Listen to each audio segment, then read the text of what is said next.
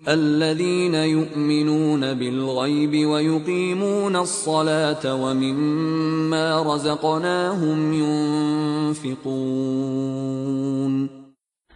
الذين يؤمنون بالغیب، اب ان کے کچھ اوصاف یہ اصل میں بہت زیادہ واضح ہوتا ہے تعبیر خاص کے اعتبار سے کہ دیکھ لو درخت کو اپنے پھل سے پہچانتے ہیں. اس قرآن کے پھل موجود ہیں نا، یہ ابو بکر اور عمر اور عثمان اور علی کون ہیں؟ یہ جو مہاجرین آئے ہیں چل کر مدینے والوں، دیکھو یہ کون ہیں، ان کی شخصیتیں کیا ہیں، ان کا کردار کیا ہے، ان کا اوصاف کیا ہے، یہ کس درخت کے پھل ہیں؟ یہ اس بینہ کے پھل ہیں، یہ اس ذکرہ کے پھل ہیں. بینہ رسول من اللہ یتلو صحفا مطہرۃ فیہا کتب قیمہ، یہ اس شجرہ مبارکہ کے پھل ہیں. دیکھ لو ان کے کیا شب و روز ہے. الذین یؤمنون بالغیب، جو غیب پر ایمان رکھتے ہیں.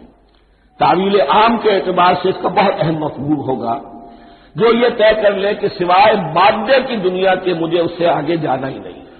unless I can verify. آپ کو معلوم ہے کہ میٹیریل جو حقائق ہے وہ تو آپ ویریفائی کر سکتے ہیں، آنکھ سے دیکھ سکتے ہیں، کان سے سن سکتے ہیں، ویریفائڈ ہے. جو یہ سمجھ لے گا کہ اس کے بیونڈ کچھ نہیں ہے اس کے لیے قرآن میں کوئی ہدایت نہیں. ہدایت قرآنی کا نقطہ آغاز یہ ہے کہ انسان یہ سمجھ لے کہ جو اصل حقیقت ہے وہ مستور ہے، نگاہوں سے چھپی ہوئی ہے. سامنے جو کچھ نظر آ رہا ہے،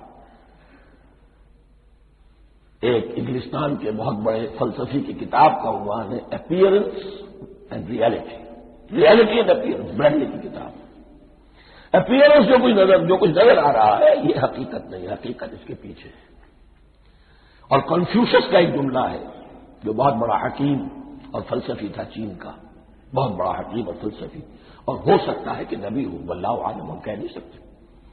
اس کی تعلیم بڑی اخلاقی تعلیم ہے. اور اس کا جملہ سنیے، یہ یؤمنون بالغیب کی اس سے زیادہ صحیح تصریح ممکن نہیں ہے. There are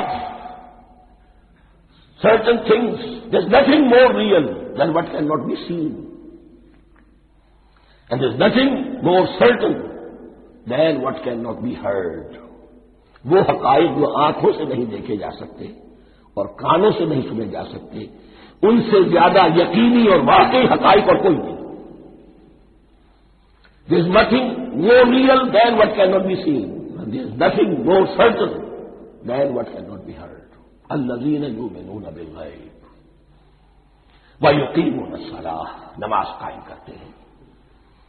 ومما رزقناہم ينفقون، اور جو کچھ ہم نے انہیں دیا ہے اس میں سے خرچ کرتے ہیں، خیر میں، بھلائی میں، نیکی میں، ابنائے نو کی حاجات کو رفع کرنے میں، لوگوں کی تکلیفیں دور کرنے میں، خود اللہ کے لیے، اللہ کی رضا جوئی کے لیے، اللہ کو قرض حسنہ دیتے ہوئے.